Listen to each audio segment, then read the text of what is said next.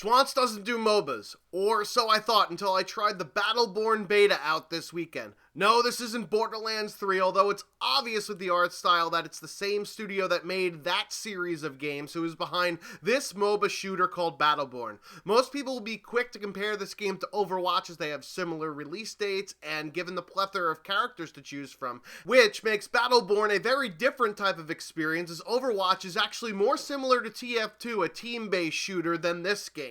This game actually behaves more like Titanfall or Halo 5's Warzone than it does Overwatch or even other MOBA games like League of Legends, Dota, Smite, or Heroes of the Storm, combining FPS-style gameplay with AI that have a purpose towards your team's goals.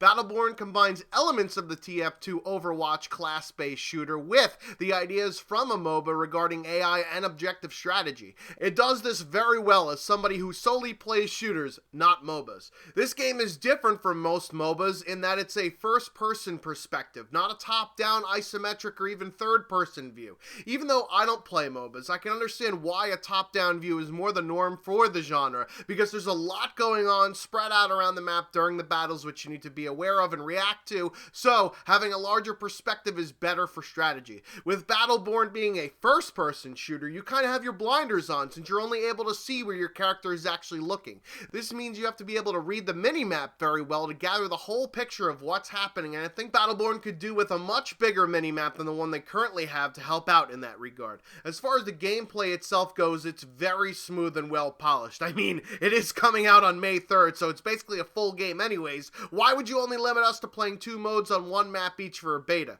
Anyways, the game modes which were featured were Meltdown, which is a twist on a tower defense game mode in which you are to stop enemy minions from making it to their goal while ensuring your minions reach theirs, and Incursion, which is more of your standard MOBA game mode of destroying the 2 enemy sentry drones before they destroy yours. I enjoyed Incursion better because the objectives felt more attainable, if you will. There's life bars of the enemy sentry spiders on your HUD, which are in 2 locations, versus some random minion count of which is spread out over 3 different lanes in a true MOBA style.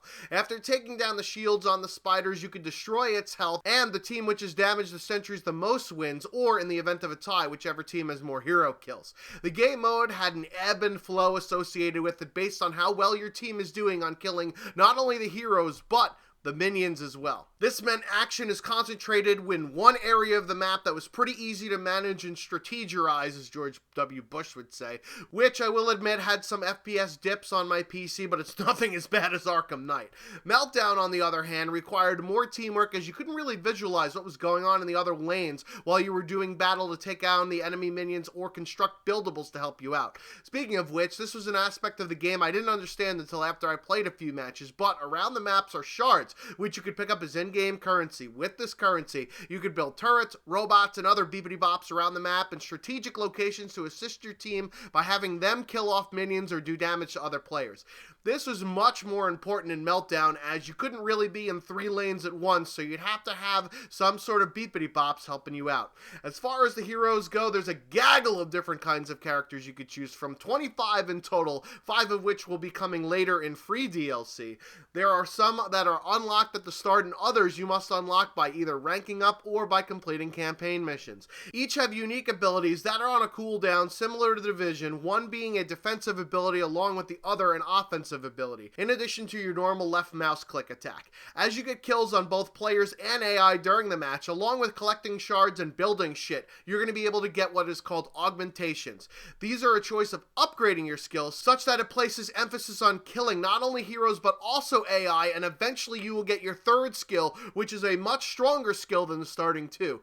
These augmentations start fresh at every match, so even a lowly level 1 can compete with a shit bucket because it's all about what you do during the actual match. And as you gain augmentation levels, they're kind of like perks in order to make your character better during battle. As you level up your actual character with XP though, you can unlock cool shit like skins, different gear, and additional augmentation levels that you could use in the match.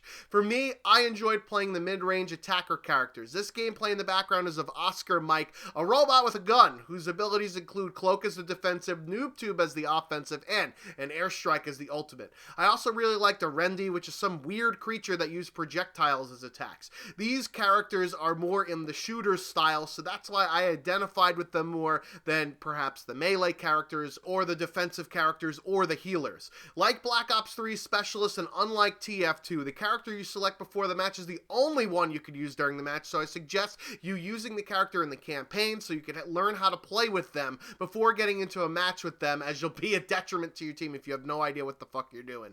I tried out the melee characters, wasn't really a fan of rushing headlong while people sat back to shoot at me, nor did I excel in being a healer because I always wanted to end up killing shit. There's such a diverse cast of characters, all with really big personalities, so 2K hit a home run in this area, and this leaves me excited for Overwatch, as I know they have a similar model with characters. The characters are also very well balanced and play off of one another, although in the beta you did see lots of the same ones come up. I'm not sure if it's because of the limited selection due to the beta, or if characters like Wrath and Umbra are just really that good. I know that 1v1ing against Wrath up close is a terrible idea due to the nature of his melee attacks, but if you can keep him at distance, you'll have a better time. The beta really didn't feel that repetitive, even though the matches lasted a pretty long time, and there were only 2 variations to choose from, which is a good sign for longevity. The campaign was mostly forgettable, as it's the same shit we've all seen from a shooter game, although it does have that Borderlands humor spliced into the narration. I really enjoyed playing this beta, but I'm not sure if I'm going to purchase this game, as it comes with a full price of $60. Perhaps I'll wait a few weeks or maybe a month or two until it goes on sale for PC, because I really enjoyed playing it, and it's a very different experience than other games I played before. Again, it comes down to if there will be a YouTube or Twitch audience for this game, and I believe there definitely will be. However, I'm not sure if my fans would enjoy watching it as much as I enjoy playing it. Even though I didn't play the game on console, I probably won't get it on console unless I have a group of friends that want to play it on console, because for me, this really feels more like a PC game than a console shooter. If you're interested in either MOBA or FPS games, I'd say it's worth a purchase, as it blends the genres together very well, especially for somebody who only has shooter experience. This game is different enough from what Overwatch is offering to receive consideration, even if you're already planning on purchasing that game.